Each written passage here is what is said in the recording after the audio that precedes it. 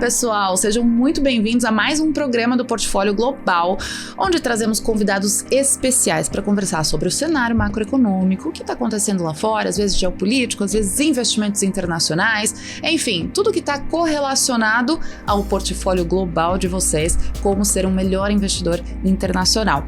Hoje eu trouxe duas pessoas super especiais que estão presentes no meu dia a dia. Vinícius Garofalo, Head de Internacional da XP, tudo bem? Tudo bem, Bruna? Obrigado pelo convite. Feliz de você estar aqui. E Jenny Lee, estrategista de Research da XP. Tudo bem, Jenny? Tudo certo, obrigada pelo convite também. Imagina, tô feliz que vocês estejam aqui. A gente precisa falar bastante sobre mercado internacional, né? Pra começar, precisamos. É um assunto do momento. E tem muita coisa acontecendo, né? Esses últimos 2 anos têm sido super movimentados. Graças a Deus, né? Antes da gente entrar no assunto, queria que vocês se apresentassem então um pouco para o pessoal conhecer vocês. Jenny, se você quiser começar, como que você caiu nesse mundo internacional? Porque hoje em dia a gente fala, né? Caiu. Foi feito um balão, não teve um processo. Vamos lá, obrigada. Então, para quem não me conhece, meu nome é Jenny, eu sou estrategista de ações do time de Research da XP. E assim, quando a gente fala estrategista, acho que é até uma palavra meio vaga, né? O que é um estrategista de Research? Mas é exatamente assim, a gente olha exatamente tudo de uma forma estratégica. Então, a gente eu não sou analista que olha uma empresa ou um setor só. A gente tem um time dentro do Research que faz isso. A gente tem um time de economistas que estão olhando para PIB, juros e inflação. E estratégia é o time que amarra todas as pontas. Então, eu tô conversando com os economistas para entender qual que é as projeções de juros, de crescimento de PIB. E, né, dado esse cenário macro, né, qual que é a estratégia, então, de mercado que a gente tem que adotar. Né? Como que a gente investe para navegar dependendo do cenário macroeconômico. Então, na verdade, é isso que estratégia faz. Uma unificação das informações. Exato. Então, a gente olha para o mercado como um todo. Eu olho não somente o mercado internacional, olho o Brasil também, porque não tem como falar de Brasil sem falar de internacional, né? O mercado brasileiro acaba ficando muito dependente do cenário global, especialmente nesses últimos 12 meses. Então, a gente acaba olhando um pouco de tudo, de Estados Unidos, Europa, mercados emergentes. E eu tô na XP faz 3 anos e meio agora nessa cadeira de estrategista, e antes disso também fazia estratégia no JP Morgan. Na verdade, nos Estados Unidos, com um time até que a gente falou hoje mais cedo, com gestores. Então, lá eu já olhava aí mercados como um todo, mercados tanto americano como emergentes. Então, já olhava bastante para o Brasil aí, com esse chapéu de falar de internacional para o investidor brasileiro. E eu diria que, assim, dos 5 anos pra cá, muita coisa mudou, muito acesso, teve muito mais acesso. Então, é bem legal que a gente tá tendo essa conversa nesse momento. Muito mais pessoas, né? Porque antes era limitada a informação, né? Exato, não tinha gente suficiente que falava sobre isso. Ainda não tem, né? Ainda falta. Mas hoje a gente tem meios que não existiam antes, né? Isso que é super legal. Verdade. Garofalo, e você? Eu conheço, mas o pessoal precisa te conhecer. Vamos lá, pessoal. Desde 2016, né, eu trabalho na XP, eu sempre fiquei mais voltado para áreas de ativos de risco, de renda variável, de opções. E lá naquela época, em 2017, 2018, não era assim tão famoso bolsa, talvez não fosse tão tangível, né, no dia a dia de todo mundo. Na verdade, eu lembro de uma notícia que existiam mais presos do que investidores na Bolsa de Valores. Exatamente. Não era mais ou menos essa época? Exatamente. Parece que foi numa outra realidade. Pouquíssimo tempo. Mas fazem ali 5, 6 anos. Né? E naquela época, juntamente a XP, eu ajudei a desenvolver mais de 200 estruturas de mesas de renda variável pelo Brasil. Né? Pelos escritórios de investimento. E aí, enfim, o mercado evoluiu e a gente chegou ali há mais ou menos uns 2 anos atrás, onde a gente iniciou a área internacional e era necessário realmente uma pessoa que entendesse de como fazer a estruturação, esse desenvolvimento. Colocar em pé. E chegar em você que está assistindo hoje a gente, né? Então, como? Isso é um pouquinho do que eu vim falar aqui para vocês hoje. Ai, que legal, né? E a gente vai querer escutar, porque é exatamente o como fazer isso, né? Um mercado que praticamente era inacessível há pouco tempo. Então, para começar a contextualizar para todo mundo que está assistindo a gente, talvez um cenário macro para entender por que essa talvez até necessidade. Eu escutei uma frase de uma pessoa que daqui a pouco todo mundo vai abrir uma conta em banco e vai abrir uma conta internacional junto. Então, de onde que a gente saiu há 5 anos atrás, que tinham pouquíssimos investidores na renda variável, e agora a gente está amplificando isso daí para o investimento global? É alguma coisa de cenário macro? Tá alguma coisa correlacionada? Olha, eu diria que, na verdade, isso era uma necessidade urgente para ontem, né? Ter essa abertura, essa acessibilidade para ativos internacionais. Eu lembro que quando eu entrei na XP, lá em 2021, acho que tinha acabado de abrir as BDRs para investidores gerais, verdade. Né? Então, aquele foi o primeiro passo do investidor, pessoa física, conseguir investir numa Apple. Né? E assim, isso faz pouco tempo, né? Que era limitado só para quem tinha muito dinheiro. Exato, né? Então, a gente fala muito sobre líderes globais, né? As empresas que a gente conhece na hora de investir. Tem tanta empresa que a gente conhece e a gente não tinha acesso.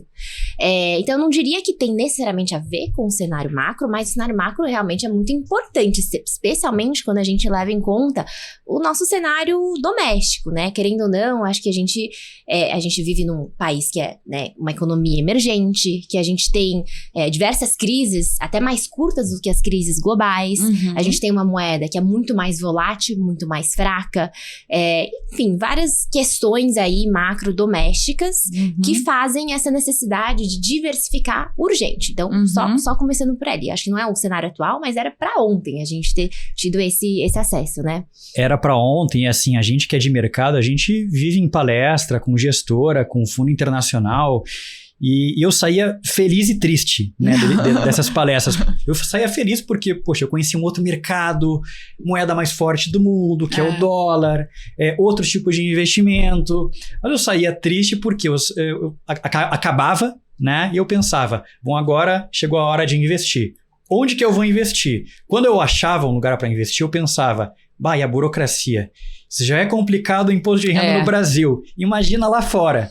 Então, isso é uma coisa que hoje, né, podia, né? A gente já podia investir, mas as estruturas, né, as corretoras americanas em si, era muito difícil. Eu mesmo já tinha tentado algumas vezes, até lá nos Estados Unidos. Né? Se você abrir uma muita conta documentação. nos Estados Unidos hoje, direto, num Chase, é muito Banco América, difícil. ainda não é tão acessível. O tanto de documento, existem até algumas outras que você faz uma mini provinha para dependendo do ativo que você vai investir. Então, assim, não é tão fácil. Fora toda a documentação em inglês, né? Exatamente. Isso dificulta também a acessibilidade. Dificulta muito e é justamente onde a XP entra, né? Porque no passado a XP democratizou o acesso do brasileiro a diversos tipos de investimento. O mercado evoluiu hoje muito por causa da XP. E hoje a gente conseguiu também democratizar o mercado americano, né? Antes, eu ia conseguir alocar, né, investir uma parte do meu dinheiro em um fundo XYZ por no mínimo 20, 30 mil dólares. Hoje na XP com $1.000 já é possível, né? Então a gente conseguiu realmente democratizar e facilitar. Mas aí a gente vai falar um pouquinho mais daqui a pouco. Bom, mas vocês acham assim, só pra gente fechar esse cenário macro, e hoje em dia, a evolução aí sim, né? A gente tá enxergando, eu acho que o brasileiro conseguiu enxergar. A taxa de juros, ela veio de baixa para alta, então a gente já conseguiu. Começou o investimento internacional, passamos de taxa de juros baixa, taxa de juros mais alta, cenário de inflação, agora voltando a taxa de juros de novo. Então, será que é um assunto que o brasileiro está começando a incorporar, inclusive informações sobre macroeconomia, que antes a gente não olhava muito isso. Nem se falava sobre super quarta, por exemplo. Taxa Selic, né? Não falava tanto. Eu me lembro. Nem nós que trabalhávamos no mercado era tão assim, né? Sim. Eu trabalhava na mesa de agro e pouquíssimo se falava.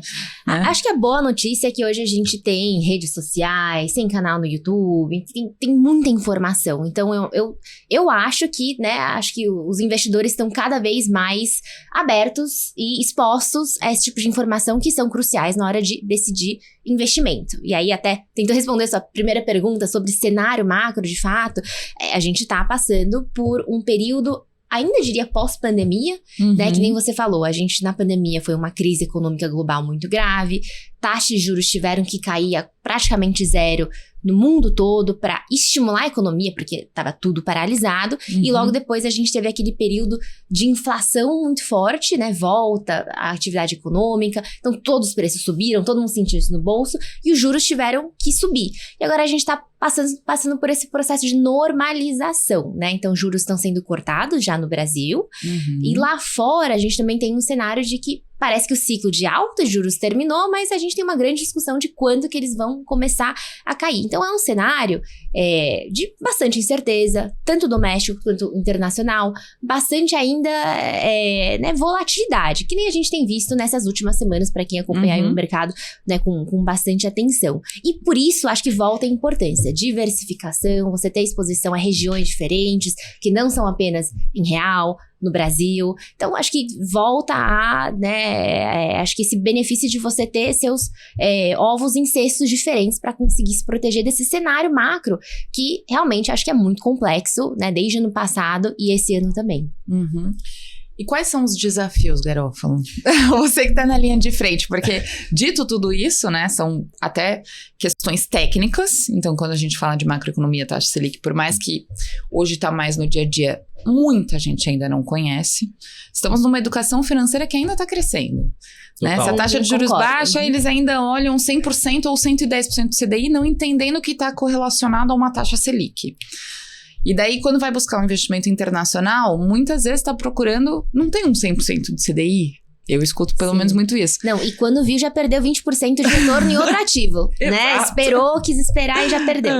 Então, quais são os desafios que você sente no dia a dia? Você que tá ali naquela linha de frente, que você fala, poxa, eu ainda tenho um processo, evoluímos até aqui, mas ainda tem um processo.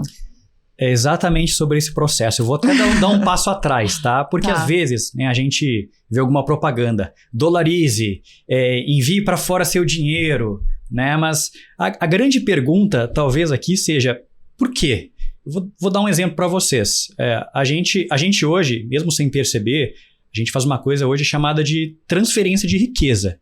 Como assim? A gente basicamente ganha em real, né? Não sei vocês, mas eu ganho em real. Eu ganho em real. Mas a gente acaba gastando em dólar, né? Como assim gastando em dólar? Vamos fazer uma análise agora com relação a que vocês estão vestindo, né? Talvez você esteja com um relógio da Apple, um Samsung, um iPhone, alguma roupa que não foi feita no Brasil. Ou seja, de algodão. Se ela for de algodão. Exato. Talvez o melhor exemplo que exista seja o próprio iPhone. Né? Quando ele foi lançado no Brasil, ele estava ali uns 2.300, 2.500, e lá nos Estados Unidos com $600 você comprava seu iPhone. Isso quando foi lançado, né? Faz um tempinho. Hoje, você vai comprar um iPhone aqui no Brasil, 10, 11 mil reais, enquanto que lá nos Estados Unidos... foi para 1.000. Foi para 1.000 e você ainda encontra por $700, $800, né? As linhas mais baixas, né? Exatamente. Aí para quem ainda não está satisfeito com esse exemplo, vamos fazer o seguinte. Quanto que custa, né, para você comprar real? Quando a gente pensa em fazer uma conversão. Se você for passar suas férias ali na Disney, por exemplo, você vai pagar ali, hoje a cotação comercial deve estar uns 5,20, né? Para você comprar $1, com R$5,20 você vai comprar $1. Mas e para o americano que está vindo para cá, né? Quanto que ele vai pagar para transferir, para fazer a conversão para real? Para ele comprar realmente R$1, né? Ou melhor, $1, ele tem que pagar 19 cents. Né? Poxa. Ele tá muito rico aqui. Não é nada. Ele é muito rico.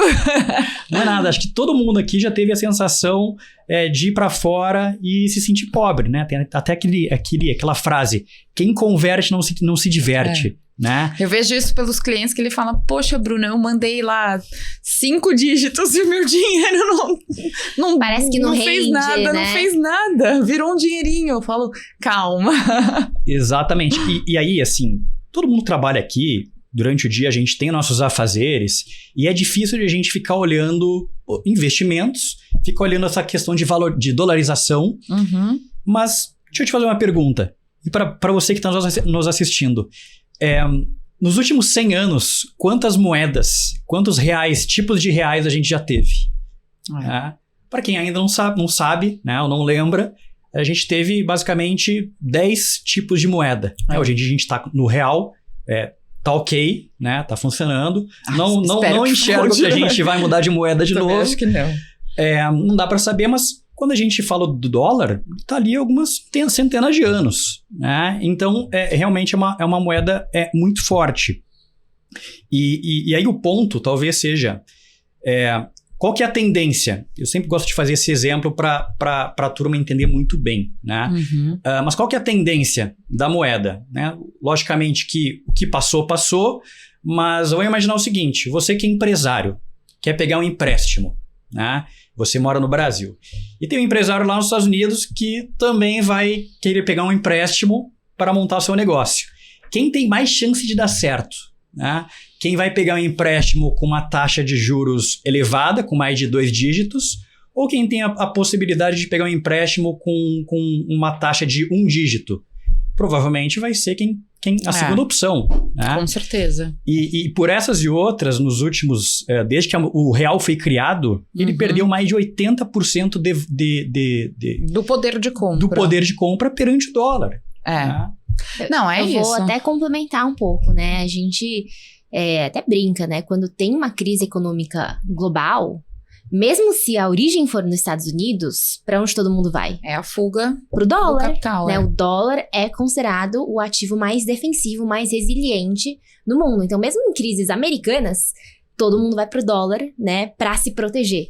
Então, por isso que é uma moeda forte, ela é reserva principal, né, dos países. Então, enquanto a gente tem uma moeda fraca, que só se enfraquece cada vez mais, né? O que eu mais ouço ouvir é, vou esperar o dólar melhorar, né? Teve dólar a 2, 3, a gente tá em 5, então, né? Não, tem um custo de oportunidade de esperar ali, né?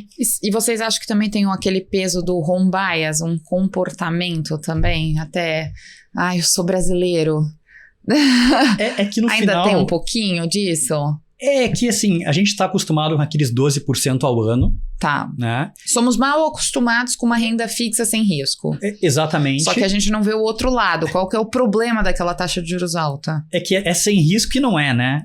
O risco, na verdade... A renda fixa não é fixa. Mas também o risco talvez seja não diversificar. E aí, além disso, né, falando dessa questão do home bias, a gente tá confortável. Né? Uma coisa que a gente não vai ter que aprender muitas coisas para investir em outro lugar, não vai nos dar mais trabalho. Tem um monte de coisa que circunda isso. E é um pouco do meu trabalho. Né? É ajudar os escritórios de investimento, a gente monta uma área, vai ter um especialista lá e ele vai conseguir facilitar para o investidor. Uhum. Então, o investidor ele vai começar a entender toda essa questão a 12% ao ano, ou eu vou agora dolarizar uma parte do meu patrimônio para começar a ter uma proteção de portfólio na moeda mais forte do mundo. Uhum. E tem que nem a Jenny comentou, a renda fixa lá tá mais alta e é a maior taxa dos últimos 20 anos. Né? E tem produtos de renda fixa lá que é como se você alocasse em dólar, dolarizasse, ganhando ali 5, 6, 7% em dólar. É que daí que tá o ponto, né? É aquela briga IPCA mais 6 ou dólar mais 6? O pessoal, o que vale mais a pena? E eu acho que um não elimina o outro. Também acho. Eu acho que um não elimina o outro. E aí, fora isso, você vai estar mandando seu dinheiro para fora. Aí você vai pegar um pouquinho dos dividendos, já vai mandar pro seu cartão e vai gastar seu dinheiro quando você for entrar de férias. Exatamente. Então, acho que um não elimina o outro e são coisas assim que se conversam. É verdade. Eu acabei de voltar de Chicago e eu visitei, eu nunca tinha ido. Foi a primeira viagem que eu fiz e inclusive de visitar lugares financeiros. E lá tinha um museu do Fed e contava a história do dólar. É incrível, eles contam desde colônia mesmo, que já existia a ideia do dólar, mas ainda era muito ouro. E também os dólares de cada país em épocas de guerra. Então, eles faziam dólar no Vietnã, só voltado para a guerra, para trocar dinheiro. Então, assim, o dólar sempre foi uma base. É uma coisa muito legal estudar. E você vai andando no negócio inteiro, é só dólar. Então, quer dizer, só existiu uma moeda. E ela transitou e ela passou. Daí eles mostram, passou guerra, passou muito mais coisa do que o Brasil passou, que nós temos pouquíssimos anos de história e não precisou mudar de moeda, né? É entender um pouco da história e a força disso. E puxando isso que você falou de guerra, a Jenny comentou de guerra também, a gente tem a tensão lá dentro de Israel. O geopolítico, né? Exatamente, que, poxa, ali o dólar foi acho que de 5,20 para 5,30 em uma semana. Exatamente. Abril, né? A gente passou por um período de estresse. E aí foi uma combinação de coisas, mas de fato, nessas tensões geopolíticas é um fator que traz incerteza, que traz volatilidade. E que puxa pro dólar também. E, né, nesses momentos de estresse, né, o nosso real acaba sofrendo. Não é só o nosso real, na verdade é o dólar, que se fortalece frente a todas as outras moedas. Né? Os emergentes sofrem mais, né? Os emergentes como um todo. Sofrendo mais. O Brasil até acabou sofrendo um pouquinho mais nesse episódio por um conjunto de fatores, mas é a combinação dos dois. É o real se enfraquecendo, mas também não só o real, é o dólar também aí com mais força, porque todo mundo vê como ele é o mais defensivo, todo mundo corre em direção ao dólar para se proteger nesses momentos de estresse, de incerteza, né? Talvez as pessoas não enxergam, mas quando afeta o dólar, né? Quando o dólar se valoriza, eu acho que o primeiro produto que nós sentimos no nosso bolso é a gasolina. Ou tô errada? Pode ser. É que é o mais rápido, né? Assim, de fato o repasse parece que é muito rápido. Mas não é só a gasolina, mas é tudo, né? Tudo, a gente acaba tendo... A gente tem um problema, na verdade. A gente tem até uma discussão, né? Dessa taxa de juros lá fora que tá acontecendo. Porque a gente tem um país muito mais inflacionário. Uma economia muito inflacionária. Por isso que a gente tem juros altos por aqui. Né? É o prêmio de risco que falamos. É o prêmio de risco, exatamente. A gente tem um prêmio de risco maior por aqui. Então, a gente tem... os nossos títulos pagam juros maiores porque o investidor exige um prêmio de risco maior, né? A gente tem... É muito mais arriscado. Isso realmente algo que a gente precisa ressaltar. E até dar um exemplo, né? Na pandemia... vou imaginar que na pandemia a XP tivesse a plataforma internacional dela. Se você tivesse dolarizado uma parte do seu patrimônio e colocado na bolsa, e aí na pandemia, poxa... Caiu, você compra na baixa. Exatamente. Na pandemia, a bolsa brasileira caiu uns 20%, 30%, a americana caiu uns 20%, 30%. Caiu. Mas se eu tivesse dolarizado na bolsa americana, tivesse caído aqueles 30% e eu tivesse trago para o Brasil, eu ia praticamente ficar com o mesmo valor em real que eu mandei para lá. Nossa. E é justamente por causa do que a Jenny comentou. Tem toda uma questão de prêmio de risco e o dólar se valorizou enormemente frente ao real. E a Bolsa Americana também. E a Bolsa Americana, depois ela voltou rápido, hoje ela está novamente ali perto das máximas. Só o ano passado foi... As Big Techs você tem quase 80%. Exato, a gente falou de macro no começo, né? Cenário macro mais complicado, mas a economia americana tem mostrado muita resiliência, né? Todo mundo... A gente nem falou, mas ano passado o maior tema era medo de recessão nos Estados Unidos. Não aconteceu. E o mercado... É que os Estados Unidos puxa todo mundo, né? E o mercado acabou indo super bem, né? No ano, o S&P 500, que é o principal índice dos Estados americanos, está subindo 10% nesse cenário. Então, ainda é uma economia e um mercado muito resiliente lá fora. Entendi. A gente vai falar sobre oportunidades de investimento, que agora nós falamos sobre as dificuldades, mas eu vou só fazer um rápido intervalo comercial e a gente volta já.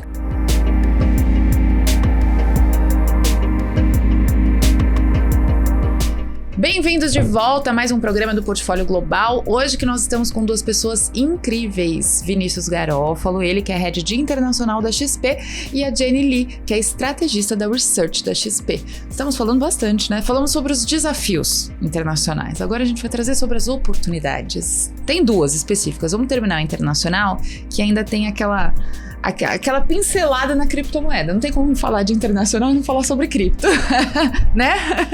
Com certeza. Vamos lá.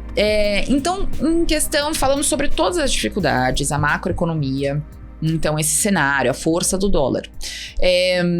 Demos aquela pincelada na taxa de juros. Então, hoje você até comentou, a renda fixa americana paga 5%.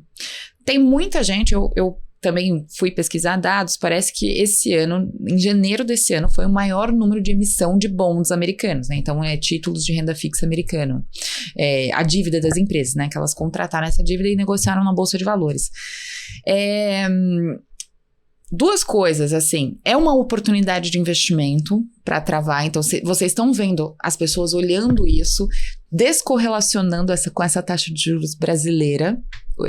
O investidor, ele tá se aperfeiçoando entendendo isso? Ou não, ele ainda busca mais a renda variável lá nos Estados Unidos, que por mais que ela cresceu e está crescendo, ainda fica aquele, será que vai cair, será que não vai? E nós não estamos tão acostumados com risco. Como que tá indo, assim? Como que tá indo o trânsito? Como que o brasileiro está se acostumando em relação à renda fixa e renda variável lá nos Estados Unidos? Vamos lá, vou começar respondendo essa pergunta. Acho que, de fato, principalmente quando a gente teve aí pandemia, pós-pandemia, a gente teve aquela valorização muito forte do mercado americano, todo mundo falando sobre as Big Techs, ainda falando sobre as Big Techs. Acho que a renda variável é a primeira coisa que a gente pensa quando a gente pensa em mercado internacional.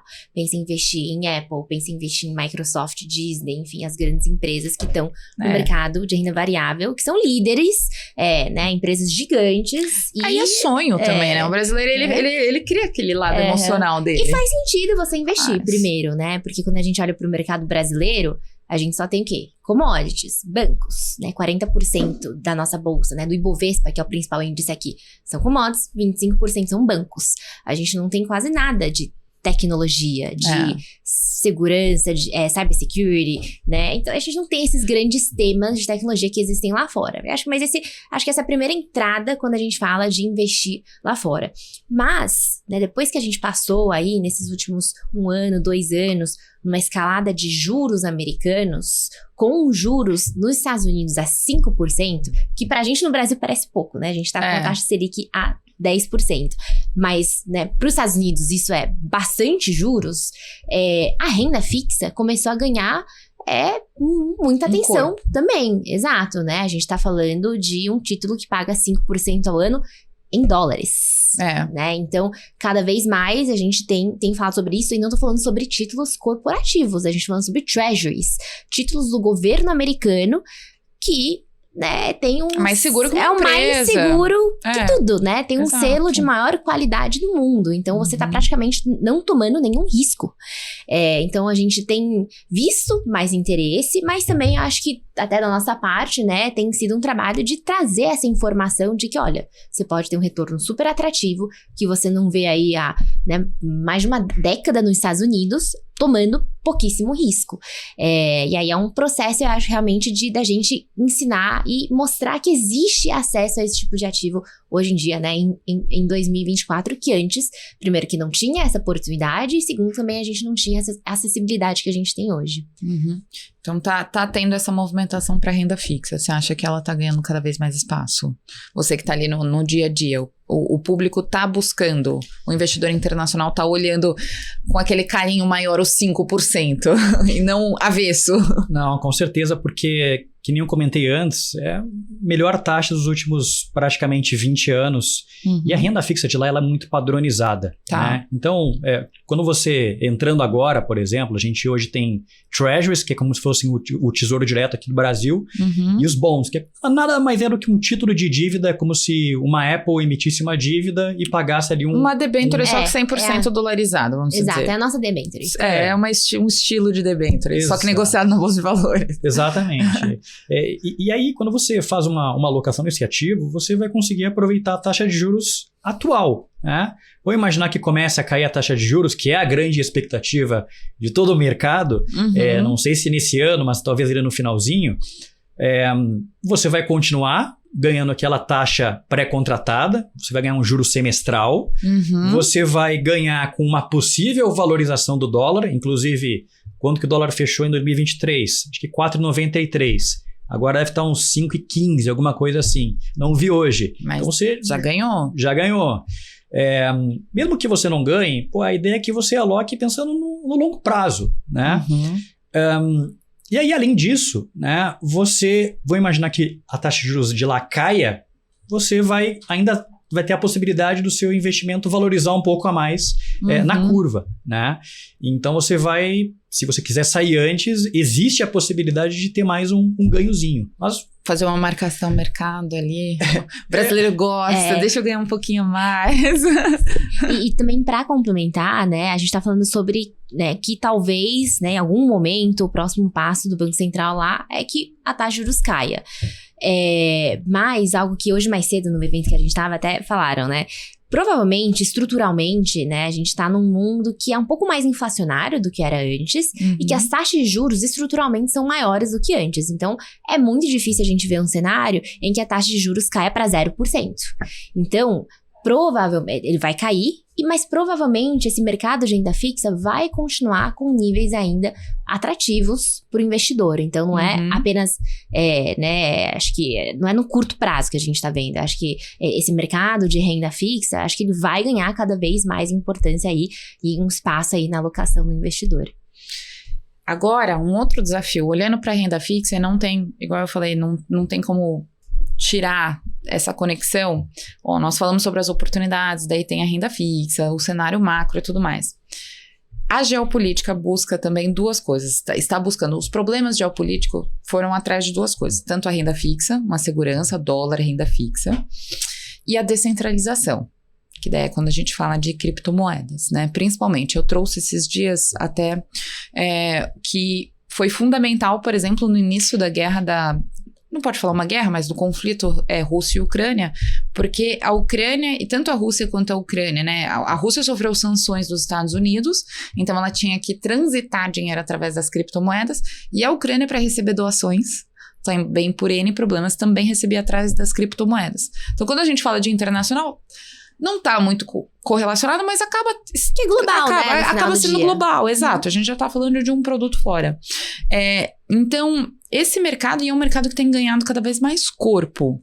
Então, como que tá aí? Como que tá sendo essa entrada? As pessoas também estão entrando, tanto quanto no internacional, elas estão ficando mais confiantes também no lado da criptomoeda? Porque ainda paira tudo isso, mas são assuntos que vão juntos. Eles, querendo ou não, eles andam juntos, né? O Bitcoin foi criado aí há mais de uma década, né? Pena que eu não investi antes. Acho que todo mundo aqui lamenta isso. Isso que a gente trabalha no mercado. Assim, ele ainda é considerado um ativo de risco, né? Tá. Ele tá num caminho ganhando corpo. Inclusive, esse ano foi aprovado o ETF de Bitcoin. É negociado na Bolsa Americana. Está lá na nossa plataforma, né? Para quem quiser entender um pouco mais. Mas é um ativo que cada vez mais ele logicamente vem ganhando corpo. Inclusive o CEO da BlackRock falou que a alocação em Bitcoin seria um salto de qualidade no portfólio, mas talvez hoje o mercado ainda não enxergue desse jeito, né? Por exemplo, agora que teve uma tensão um pouco maior ali dentro na guerra de Israel, Bitcoin caiu bastante no dia lá, né? Mas acho que ele está num caminho talvez interessante. Mas o investidor realmente ele busca, né? Tinha umas corretoras de criptomoedas e tudo mais, e acho que essa questão de ter um ETF ajuda um pouco mais até o investidor ele se sentir um pouco mais seguro de começar a fazer uma alocaçãozinha ou outra, mas ainda é visto como um ativo especulativo. Mas enfim. Mas eu acho que até o investimento em dólar também era considerado especulativo lá atrás, né? Pode ser uma questão de educação, né? Ao longo do tempo. Tem uma educação, tem um entendimento dos próprios analistas, né, para entender como que ele funciona. Porque como que vocês colocam numa estratégia? Exato. Qual que é a chave disso, né? Quando a gente tem uma empresa, hoje em dia a gente tem todos os teoremas fundamentados já de como que você calcula fluxo de caixa, como que você traz para o valor presente, quanto que vale uma empresa, quanto que vale uma ação. Mas no caso das criptos, ele é uma classe de ativos novas, que eu acho que essas regras que a gente está acostumado a usar não são necessariamente aplicáveis, né? Então, acho que o mercado ainda está tentando entender como que eu faço o que a gente chama de valuation desses ativos. E realmente, o Bitcoin é usado para uma coisa, e a gente tem milhares de outras criptomoedas que são projetos, que têm implementação, enfim, tem coisas muito diferentes, e é realmente difícil hoje da gente falar quanto que vale isso. Se você falar com cada analista, cada um vai te dar um número diferente. Mas eu acho que é um ativo que começa a ficar cada vez mais interessante, tanto que a gente está vendo aí institucionais entrando. Então, a criação do ETF nos Estados Unidos é uma grande chancela, né? De que Com os certeza. institucionais estão começando a olhar isso, de que provavelmente a gente já está vendo mais fluxo, né, em direção para essa classe de ativos, né? Os gestores começando a colocar isso nas carteiras. Mas assim, é um ativo né, que acho que ganhou muito hype no passado, porque algumas pessoas enriqueceram muito rápido, mas a gente tem que tomar um cuidado, né? E cada vez que ela vai se evoluindo, vai se desenvolvendo e ganhando maturidade, provavelmente a gente vai começar a entender os padrões e começar a conseguir fazer umas projeções que façam mais sentido e conseguir colocar, acho que fazer uma decisão muito mais né, assertiva aí nas alocações. Mas à medida que a gente vai caminhando, né, é um processo, né, que nem tudo novo que acontece, né, e a gente vai entendendo ao longo do tempo. Acho que existe uma aplicabilidade no futuro, né, acho que já tem sido feitas, há muitos estudos sobre isso, mas é que nem criar a roda, a gente tá criando a roda e entendendo à medida que ela vai andando. Bru, eu acho que é bacana a gente falar de duas coisas aqui quando a gente fala de cripto, tá? Uhum. Os ciclos de cripto, né, que a turma chama de bull run, quando as criptos elas começam a subir bastante, elas conversam muito com um ciclo de liquidez, né? Tem algumas que crescem do dia pra noite e elas morrem. Aí é complicado, né? Tem cuidado, né? A gente chama daquelas shitcoins, né? Que alguém postou no Twitter alguma coisa, aí Memecoins, né, gente? Não estamos falando dessas, né? A gente tem que falar sobre as criptomoedas, são sérias, né? Exato. Que são projetos com aplicabilidade, tem alguém por trás. Então tem que Hoje é mais o Bitcoin e a Ethereum que tem mais esses ciclos? Eu acho que é bacana, não, basicamente todos, tá? Porque quando tem mais liquidez no mercado, é muito comum que essa liquidez ela vá para ativos de risco, né? Para bolsa, né? Para criptos, para o Bitcoin. E aí esse ano tinham várias questões que a turma do mercado estava colocando como se fosse realmente fazer com que o Bitcoin fosse subir bastante e, consequentemente, as outras criptos. Que basicamente era o halving, né, do Bitcoin, que teve agora em abril. Foi o lançamento do ETF de Bitcoin e o início do corte de juros americano. Né, que aí todo mundo teve uma água no chope, porque não aconteceu no timing que todo mundo estava esperando, beleza, né, mas esse é um ponto número 1. E talvez, quando isso aconteça, existe uma possibilidade, historicamente isso acontece, de fazer o mercado subir. Esse é o ponto número 1. Ponto número 2, que você falou. O que é o Bitcoin, o Ethereum? Inclusive, eu fui jantar com um amigo meu esse final de semana, aí ele me falou... cara, eu invisto em Bitcoin, eu invisto em Ethereum, em ETF, mas eu nem sei o que é, nem sei o que é, nem sei o que faz. Meu Deus do céu. Aí eu vou falar para ele exatamente o que eu vou falar para vocês. E aí até fazendo um paralelo com o valor do Bitcoin, né? Quanto que um Bitcoin vale? Pessoal, vamos lá. Vou dar alguns exemplos aqui, tá? É muito comum em alguns países, né, você colocar dinheiro no banco e ter algum tipo de confisco. Né, em países ali mais subdesenvolvidos. Inclusive aqui no Brasil já aconteceu lá nos anos 90, com Collor. Mas é muito comum também que, como é um ativo muito mais fácil de você transacionar, e até mais fácil do que comprar dólar em alguns países, né, de você comprar o Bitcoin, porque ele vai estar dolarizado, né, normalmente está dolarizado. Nossos amigos hermanos fizeram muito isso. Na China, não sei se vocês sabem, mas existe uma quantidade X de dólar que você pode tirar de lá, né? Então, o Bitcoin na entra... Índia também. Exatamente. Então, o Bitcoin ele entra como uma possibilidade. É um ativo que ele traz muitos conceitos de moeda, né? Escassez, ele não é deflacionário, ele tem um limite.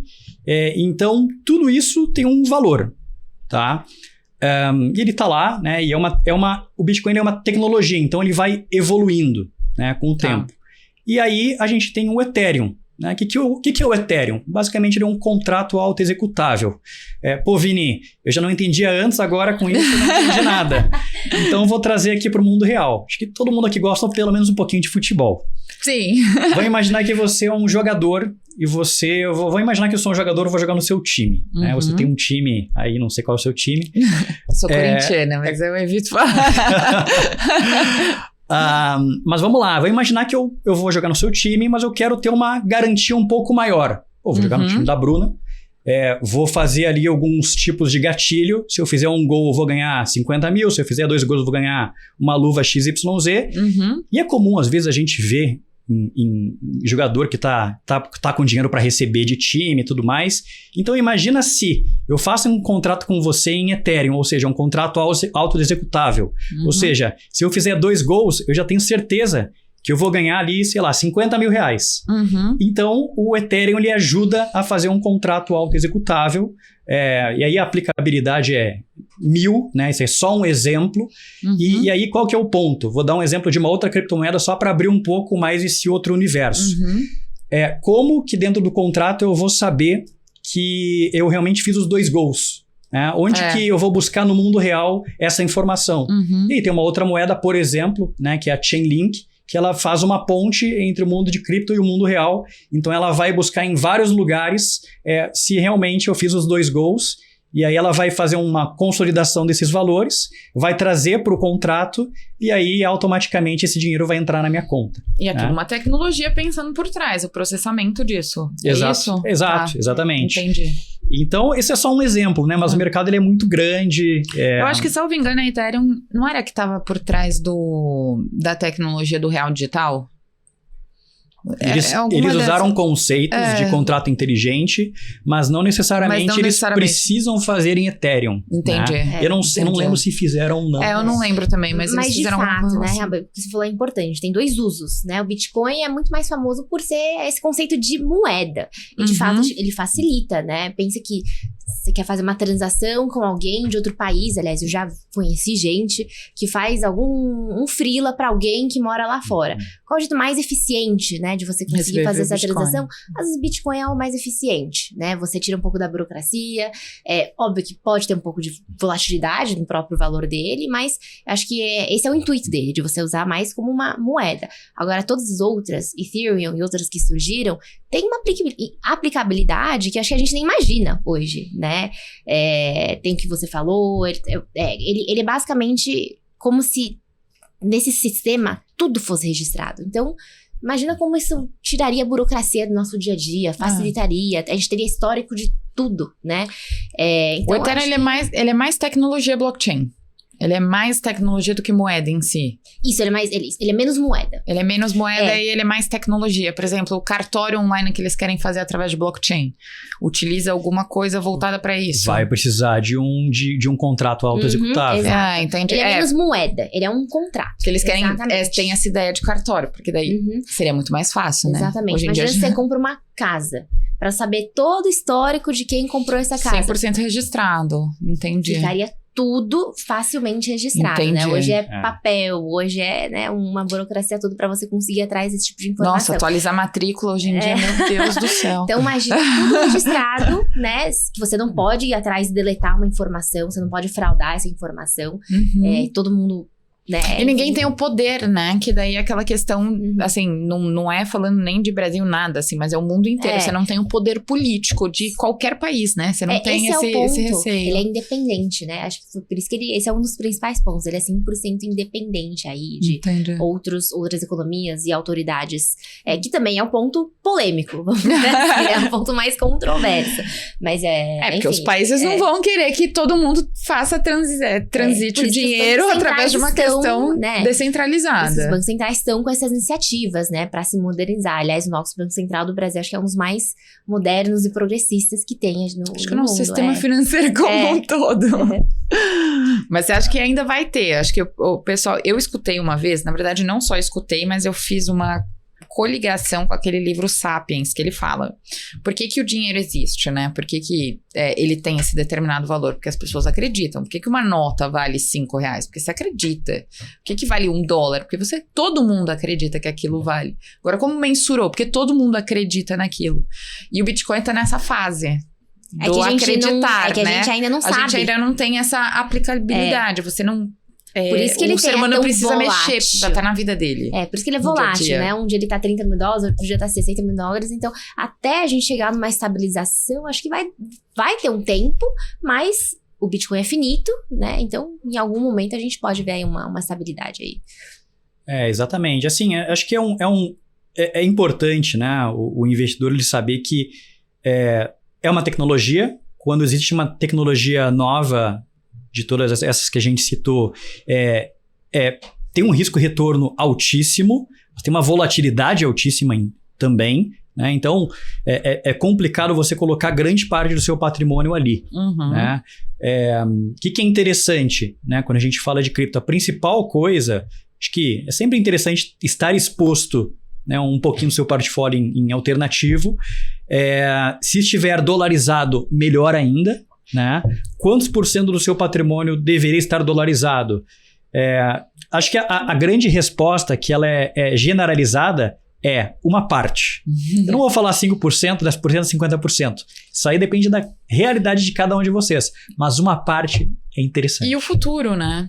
Eu falo muito, eu até comento, eu falo, gente, eu, por exemplo, meu filho provavelmente vai estudar fora. Então, a minha necessidade de dolarização pode ser maior do que uma outra pessoa, né? Eu vou contar uma história, assim, né? Eu lembro que quando eu estudava, pouquíssima gente ia pra fora estudar. Era muito inacessível você fazer as provas, fazer o vestibular de lá. Hoje eu vejo muito mais gente indo pra fora estudar. Então, as próximas gerações, acho que a gente vive um mundo mais globalizado, tem mais informação. Cada vez mais eu vejo mais estudantes brasileiros indo pra fora, trabalhar, estudar, enfim. A gente tem que se adaptar pra essa realidade, né? Não só a viagem pra Disney, mas saber que a gente vive hoje um mundo que, né, as pessoas querem cada vez mais ter outras experiências também, né? Concordo. Total, e a Dini comentou um ponto muito importante, né? Porque quando a gente fala de estudar fora, as melhores faculdades, elas estão aonde? Nos Estados Unidos. Onde fica a maior bolsa dos Estados Unidos? Vou dar um exemplo. Quanto de market cap que tem a bolsa brasileira hoje? 900 bilhões de dólares. Quanto que tem uma ação, vamos colocar aqui Apple, nos Estados Unidos? Tá de sacanagem. Mais ou menos uns 3 tri, né? Mais do que 3 bolsas brasileiras. Então, qual que é o ponto? A bolsa americana hoje, ela permite, né, que você se aloque em praticamente qualquer tipo de estratégia. É a maior bolsa do mundo. Inclusive, tem empresas do Brasil que buscam abrir capital lá, justamente para captar mais recursos. É um mercado muito mais regulado, interessante. E esse é um dos consolidado motivos, também, né? E consolidado, exatamente. E, de novo, a moeda mais forte do mundo. Então, esse é mais um dos motivos, né, da importância de pensar em dolarização, porque o fluxo de dinheiro acaba indo para o dólar, para o mercado mais sofisticado do mundo. A bolsa de renda variável deles representa mais do que 50% de todas as bolsas. Então, são pontos importantíssimos que a gente tem que levar em conta. E precisa se organizar, né? Eu lembro, trazendo essa história da universidade, o meu pai se organizou, meu irmão estudou fora, ele foi se organizando, a gente já tinha morado fora. Só que ele se organizou por um período, ele falou, os 2 últimos anos, ele falou, enquanto os 3 primeiros anos, ele foi juntando mais para os 2 últimos. Só que o dólar deu uma disparada, a faculdade custou muito mais caro do que custaria se tivesse juntado mais antes, porque não estava esperando esse crescimento absurdo do dólar que ele teve ali. Ele teve uma janela que saiu de 2 e pouco para quase 4. E aí então, uma coisa interessante, o pessoal pergunta, né? O pessoal sempre diz, qual é o melhor timing? Quando que eu tenho que fazer essa conversão? Quando que eu mando dinheiro pra fora? Gente, ninguém sabe. Ninguém tem bola de cristal pra saber quanto que vai estar o dólar no final do ano. Lógico que a gente tem economistas que fazem conta, tem aí o valor justo que a gente acha. Bola de cristal. Só que assim, quem vai saber que a gente vai ter uma guerra no Oriente Médio no mês que vem e isso vai fazer o dólar disparar? Não tem como saber essas coisas exógenas que vão, né, impactando o valor das moedas. Então, não tem timing certo. Você tem que fazer aos poucos, à medida que, né, você for se planejando, mas tem que começar a fazer em algum momento. Não dá pra esperar, porque quanto mais você espera, maior a chance de você perder aí uma oportunidade, né? Não, totalmente. Assim, no final, pessoal, guerra aqui, guerra colar, dólar sobe. Crise sanitária, dólar sobe. Crise no Brasil. Crise no Brasil. Greve dos caminhoneiros. Dólar sobe. Nossa senhora, nem me lembra. Aí eu pergunto pra vocês, nos próximos 10 anos, será que não vai acontecer nada? Não, mas a gente não pode prometer que o dólar vai triplicar, mas já existe estudo que, assim, ele não vai triplicar, mas em 10 anos a expectativa é de R$7. Então, quer dizer, a gente já tá falando aí de quase 50% de crescimento, né? Sem ter uma bola de cristal, mas é uma tendência. É uma tendência. Não é que o real vai morrer, né? E o cuidado também, antes da gente finalizar, estamos indo pro final, infelizmente, mas vou deixar aqui o convite para vocês virem várias vezes. Falando nisso, não só de dolarizar sempre, queria deixar aquele recado final para tomar muito cuidado quando vai principalmente pegar posições, vamos pegar um exemplo como a NVIDIA, que todo mundo traz. Então, quando tá tendo um crescimento muito grande, a pessoa vai lá e acaba investindo naquela empresa. Então, para tomar esse cuidado também, qual recado você daria para as pessoas que estão indo lá? Porque geralmente ela quer no time que tá ganhando. Então, Exato. qual é o cuidado que tem que se tomar com esse time que tá ganhando e para analisar uma boa empresa lá fora? Vamos lá, né? Acho que o investidor sempre faz o erro de comprar na alta e vender na baixa. Essa é a pior estratégia. E daí fala que não deu certo, que o investimento Exato. não funciona. E assim, né? É fácil falar, né? Comprar na baixa, vende na alta. O problema é que a gente nunca sabe quanto que é a baixa, exato, né? Porque pode continuar caindo, quanto que é a alta e que pode continuar subindo. Então, é fazer as coisas com tempo, com paciência, acho que muita gente tá começando a investir agora. Tem muito jovem começando a investir. Qual que é o seu prazo de investimento? É um mês? Acho que não. Né? Provavelmente, quando a gente fala de investimento de longo prazo, 5 anos, 10 anos, 20 anos, que seja. A gente não tá falando de 1 dia, 2 dias. Tem gente que quer investir, acha que longo prazo é 1 mês, mas não é muito tempo. Então, deixa o tempo, né, fazer o seu trabalho. Se você tá investindo, fazendo as decisões certas, investindo em boas empresas, vai ter volatilidade no dia a dia. Todos os dias tem, né, mercado sobe, mercado cai. Mas uma empresa, um ativo de qualidade, num prazo longo de tempo, ele dá bons retornos. É ter paciência para deixar ele fazer seu trabalho no seu horizonte de tempo. Entendi. Acho que o principal ponto é que nem a Jenny comentou. Não tem um melhor momento para começar a dolarizar. É importante dolarizar um pouco. Quem quer saber que ia ter a pandemia? Né? Quem quer saber que tem a greve dos caminhoneiros? Não tem como saber. Então, acho que esse é o ponto número 1. Com $100 no aplicativo que a gente tem aqui, você já consegue começar a dolarizar. Ponto número 2. Pessoal, já vi muita gente quebrar. Né? Quando eu trabalhava com renda variável, já vi muita gente quebrar ou se sobrealocar em algum ativo e ficar com dor de barriga, não dormir à noite. Então, muito cuidado com isso, né? Não se sobrealoquem. Bolsa não pelo amor cassino. De Deus. Exatamente. O meu avô, até os seus 90 anos, era trader. Né? Ele sempre falava, a bolsa não aleja, a bolsa ela mata. Nossa! Ele era agressivo. Você já fez operador de opção. E você fazia trade também ou não? Você pegou um pouco disso? Não, eu entrei no mercado com ele. Mas ele era agressivo na fala, mas ele fazia operações mais conservadoras. Tá saudável, ficou saudável psicologicamente. Exatamente. Então, assim, acho que o importante é começar, né? Não se sobrealocar. Se entrar em algum ativo de renda variável, não colocar tanto percentual do seu patrimônio. Olhar com carinho renda fixa, né? A gente não vai ver essas taxas para sempre. Caso você não entenda tanto assim de bolsa, não se sinta confortável de colocar em um ativo só, tem vários fundos dentro da plataforma que tem vários tipos de estratégia bem diversificados. Próprios ETFs também ajudam bastante. ETF, né? Próprios ETFs, exatamente. Próprio S&P como um todo, né? E saber que nada é garantia, né? A renda variável, nada é garantido de que vai continuar subindo, né? Existe uma perspectiva e acho que o principal recado é você, novamente... Vou fazer uma última pergunta aqui, tá?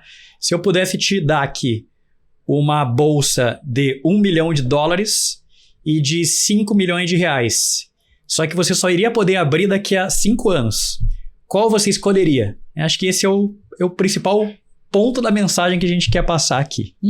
Ai, adorei! Uma aula de investimentos internacionais. E, claro, mostrando para todo mundo que é extremamente acessível, né?